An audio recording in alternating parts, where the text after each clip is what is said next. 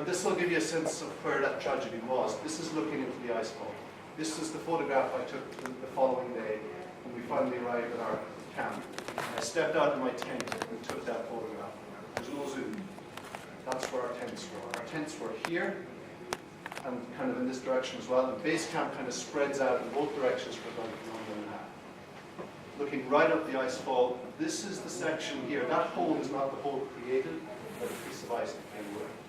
It was a piece of ice on the shoulder of that, and to be honest, if you put a side-by-side picture of the day before and that day, you might not even notice it. That's how small the piece of ice was relative to the whole Serac.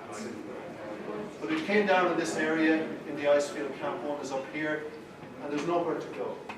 And unfortunately, a group of Sherpa had all accumulated in the one spot. That's something that typically doesn't happen because normally they travel in small groups. But they come across a ladder across a crevasse that was broken. And the ladder needed fixing before anyone could progress. And as they were fixing the ladder, people backed up and backed up and backed up. And as they moved off, a group of about 25 moved off, and the Serac collapsed above them, and traveling at high speed, trapped, quite a lot of them. 16 died, 13 of those were Sherpa, 3 of them were Nepalese, not Sherpa. And of that 16, 13 bodies have been recovered and 3 are still in the ice. There was an additional 6 or 7 people who were in a critical condition who were airlifted by a long road to Nepal. So a dreadful scene. When we arrived into base camp, it was all over. Rescue and recovery had happened, and there was no evidence when we were standing of what had happened. And that's a very tricky thing because your mind is trying to understand why does everyone feel the way they do, and why is base camp stopped, and why is climbing stopped. Everything looks exactly the same. And it's not until you go around and you talk to the Sherpa and you talk to the people in the medical tent who have to deal with the trauma that you get a sense of how dreadful that morning was. This is what happened, I guess, the following day. We had meetings that started to happen across the way. So whilst we look out of our tent in one direction, we see the icefall. If we turn around and look the other way, this is what we see. This is the SPCC tent, or the Sagamartha Pollution Control Committee tent. It's basically the Nepalese government tent. And to the right of it is the ER tent. All of the meetings happened right here. So we got a front row view, if you like, of all of the meetings. This is the meeting on the Sunday. The avalanche happened on Friday. This is the first meeting on Sunday. This meeting is all of the Sherpa. The meeting is in Nepali. We didn't understand what was going on. We heard a lot of cheers and a lot of jeers, and we heard a lot of voices, I guess, and a lot of anger. And it was the first time that we'd seen that change from grief, which is natural and understandable on the Friday and the Saturday, into anger on the Sunday. And our main guy, Mingo, was down the middle of it, and he translated as much as he could to us, and a lot of the anger was directed at the Nepalese government. For good or for ill, that's where it was directed. And it was directed around these particular requirements. This is a broad stroke view of the demands that the Sherpa community pulled together on that day, read out, and then sought some help from the government with. I've highlighted 6 of them in a different colour because they're the only 6 that English-speaking people at base camp were aware of. All of the rest of them were read out in local tongue. The 6 were read out in English. So we had a partial view of what was going on at any particular time. But our stance, and I think it was universal in the climate community, was that those first 6 things that we were, finding out about seemed reasonable.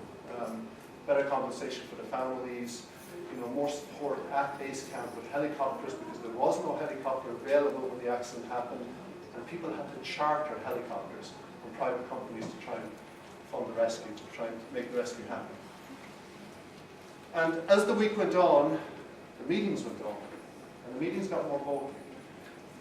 And from Monday through Tuesday, it turned into a situation where if these demands were not met, the Sherpa were simply going home, and the season was cancelled. And this is our first hearing that potentially our season could be over. We expected a period of grief. We expected that there would be fixing of the icefall to be done. We expected that maybe we'd be rerouted. But it never entered our head that the season would end. And at this point, it looked like that could happen. This is one of the bigger meetings which involves some Western folks as well. So there was a puja ceremony on the Wednesday to honour the memory of the dead. Not a long ceremony, everyone got involved in it. It was a beautiful ceremony, and after the ceremony was over, folks started to talk. And so the Sherpa first talked about their fears. They talked about being afraid of the mountain, the genuine fear that the mountain was angry and that the mountain did not want us to climb it that year.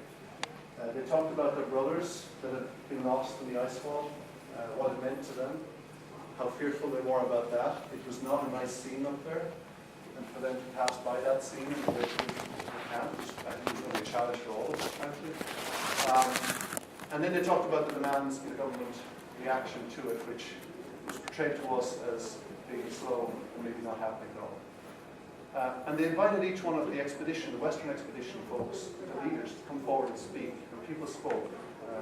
Russell Bryce spoke from Timex. People might know him, quite well known. But the IMG guys, the Jagged Glow guys, came forward and spoke. It looked like it was impromptu. It looked like they weren't prepared for it. And they all spoke in a kind of a common tone about that link between Sherpa and Western climber, which has existed since the 1920s, and which is an integral part of the experience of climbing Everest. It's also integral in all of the villages, the schools, and the whole of the Cumber Valley, frankly. And some spoke very beautifully about that linkage and about the fact that we needed to find a way forward, and we needed to work together, and we needed to decide how best to restart our season. And so by Wednesday, we came away from this huge meeting feeling quite upbeat. Russell Bryce and Phil Crompton, two of the more senior, I guess, expedition owners, decided to hire a helicopter and fly down to Kathmandu to negotiate directly with the government and see if they could help to push forward some of the demands and perhaps mediate in other areas. And that was seen as a very positive development. Good. I think we're getting somewhere here. This may be just what's needed to push things forward. And so by the end of Wednesday, we were all pretty happy that finally we were reaching that sort of Rubicon.